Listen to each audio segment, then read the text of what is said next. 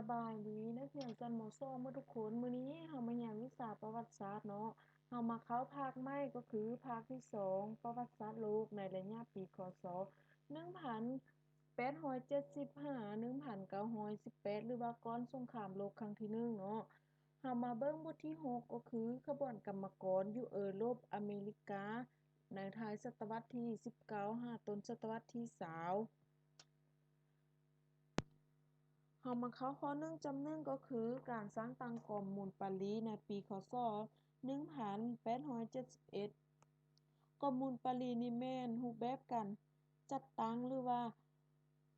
รูปแบบการปกครองหนึ่งเนาะที่อยู่ในปารีของประเทศฝรั่ง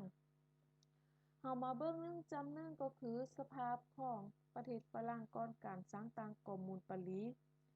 ในท้ายศตวรรษที่19นี้เนาะคะแนนการอุตสาหกรรมของฝรั่งนี่ได้ขยายตัวไว้ เพราะว่าชนชั้นนายทุนได้กดขี่คุดมีชนชั้นกรรมสิทธิ์หรือว่าชนชั้นกรรมกรในอย่างหนักหน่วงเช่นกรรมกรเฮ็ดเวียกหนัก 12-54 ชั่วโมงต่อมื้อเนาะแต่ว่าเงินเดือนสัมพัดต่ำตกมาในปีคศ1848เนาะความขัดแย้งระหว่างชนชั้นกรรมสิทธิ์และชนชั้นนายทุนฝรั่งนี่ยิ่งเพิ่มทวีความรุนแรงขึ้นเพราะว่า ได้เกิดมีขบวนการนัดหยุดงานและการเดินขบวนประท้วงเป็นประจำเนาะเพื่อเรียกร้องเอาสิทธิ์ในการดำรงชีวิตและการออกแรงงานให้มีความถูกต้องและยุติธรรมในสังคมสงครามระหว่างฝรั่งกับเยอรมันนี้ได้ดำเนินไปอย่างดุเดือดในเดือนกันยาปีคศ1870นี่เนาะฝรั่งได้เป็นฝ่ายปราศัยให้เยอรมันดังนั้นกรรมกรและนายทุนน้อยนี่นะจึงได้ลุกขึ้นค้นล้มเจ้าจักรพรรดิ2เพราะว่ามีการเรียกร้องให้สร้างตั้งสาธารณรัฐเนาะและปกปักรักษาประเทศต้านการรุกรานของเยอรมันเนาะภายหลังค้นล้มจักรพรรดิที่2แล้วเนาะชนชั้นนายทุนก็ขึ้นกับอำนาจและได้สร้างตั้งรัฐบาลชั่วคราวขึ้นซึ่งเอิ้นว่ารัฐบาลป้องกันชาติ รัฐบาลชั่วคราวนี่เนาะจำเป็นต้องประกอบอาวุธให้มหาชนเพื่อดำเนินการต้านกับการปิดล้อมนครปารีสของประเทศเยอรมันนี่เนาะการต่อสู้รุกรานของเยอรมันเฮ็ดให้นายทุนเกิดมีความย้านกลัวพวกนายทุนจึงยอมเซ็นสัญญากับประเทศเยอรมันและดำเนินการปราบปรามขบวนการต่อสู้ของชนชั้นของมหาชนเนาะ ก็คือมาฮอดนี้เนาะรัฐบาลชั่วคราวนี่เนาะ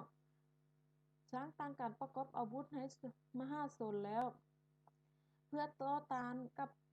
กองทัพเยอรมันแต่ว่าเห็นการต่อสู้ของประชาชนต้านเยอรมันแล้วเฮ็ดให้นายทุน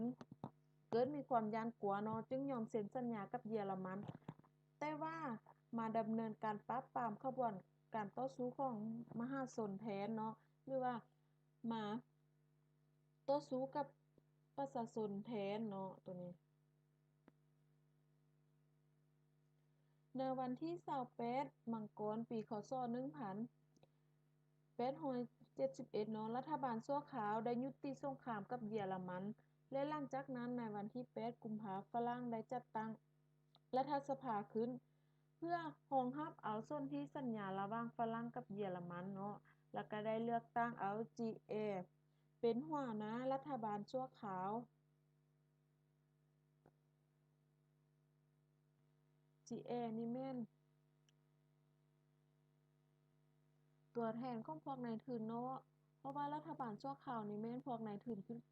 เป็นพวกนายทุนเนาะเรามาต่อข้อ1จำ2ก็คือสาเหตุที่พาให้เกิดการสร้างตั้งกอมูลปารีสก็คือในท้ายศตวรรษที่19นี่เนาะลัทธิทุนนิยมในโรปหรือว่าในประเทศฝรั่งนี้ได้ก้าวเข้าสู่ระยะการขยายตัว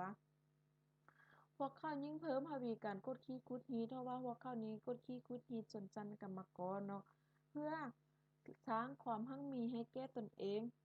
ซึ่งชนชั้นกรรมกรหรือว่าชนชั้นกรรมสิทธิ์กับชนชั้นนายทุนนี่นะเป็นชนชั้นที่ปรปักษ์กันในการเคลื่อนไหวเนาะของลัทธิมาร์กซ์อังแกนและสากลที่1นี่แหละได้เฮ็ดให้ชนชั้นกรรมสิทธิ์ทางภายในประเทศฝรั่งและในทั่วโลกนี่มีความเข้าใจเทิงภัยพิบัติหรือว่าภัยอันตรายของลัทธิทุนนิยมที่มีต่อชนชั้นกรรมสิทธิ์หรือว่าชนชั้นกรรมกรนี่เนาะแล้วก็เข้าใจความสามัคคีของสากล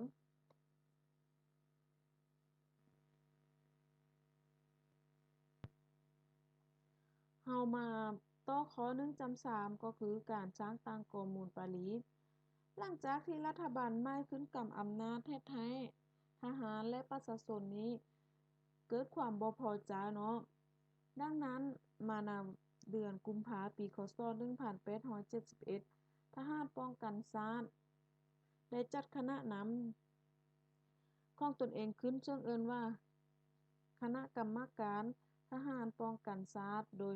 มีการประกอบอาวุธครบชุดแล้วก็ประชาชนก็ให้ความสนับสนุนในเมื่อสถานการณ์เป็นดังกล่าวเนาะรัฐบาล GA ได้สั่งคณะกรรมการป้องกันชาติปลดอาวุธและสั่งยกเลิกทหารป้องกันชาติมาในวันที่18มีนาปีคศ1871เนาะทหาร GA ได้สั่งให้ทหารบุกตีป้อมปืนใหญ่ของคณะกรรมการทหารป้องกันชาติที่ลงมาร์กเนาะเป็นภาคเหนือของนครปารีสแต่บ่ได้รับชัยชนะ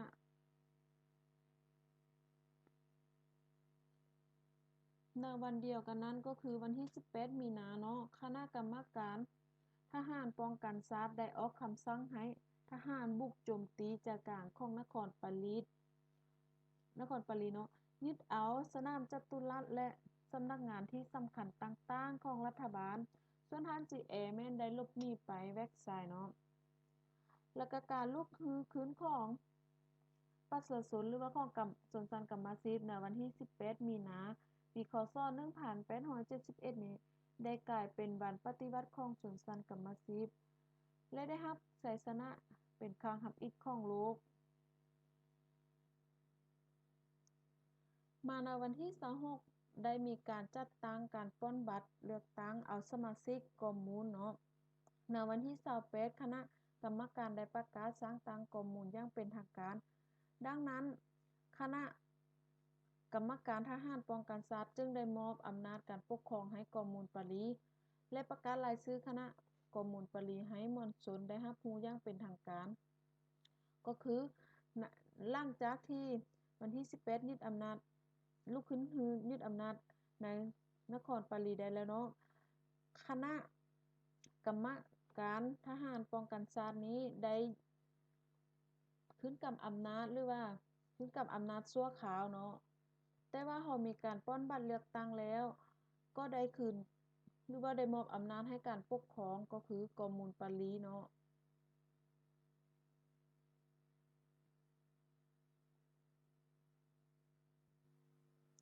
เฮามาต่ออยู่ข้อ1จำ4ก็คือกอมูลปารีสรัฐแบบใหม่ของชนชั้นกรรมสิทธิ์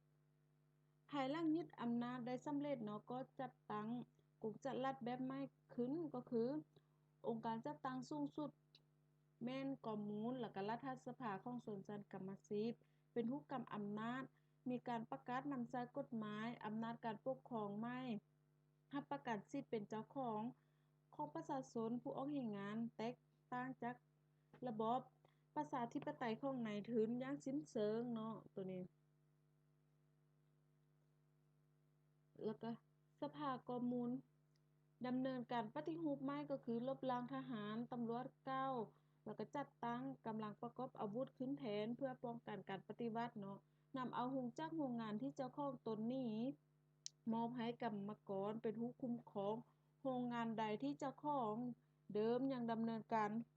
เองเนาะรัฐเป็นผู้กวดการระบบอัตราเงินเดือนตัวนี้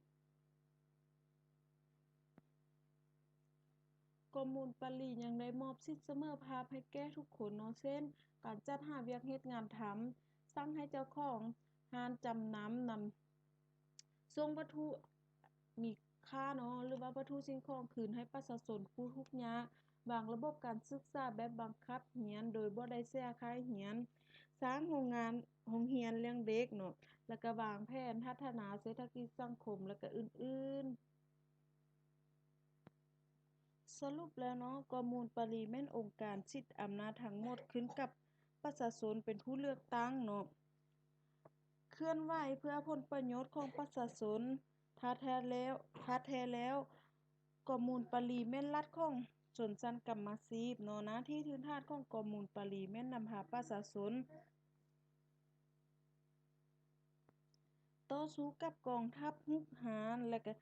ปลดปล่อยชาวผู้ออกแรงงานให้หลุดพ้นออกจากแอกปกครองการกดขี่กุดฮีดเนาะข้อมูลปรินี้คงตัวได้เพียง72 วันเท่านั้นเนาะ คลิปนี้หรือว่าชั่วโมงนี้อาจารย์จะขอจบไว้ส่ำนี้ก่อน มีปัญหาใดบ่เข้าใจหรือว่าตัวใดบ่เข้าใจพวกหลานสามารถถามคืนอาจารย์ได้ มีตัวใดที่อาจารย์เว้าบ่ละเอียดก็ขอให้พวกหลานถามคืนอาจารย์ได้เนาะนี่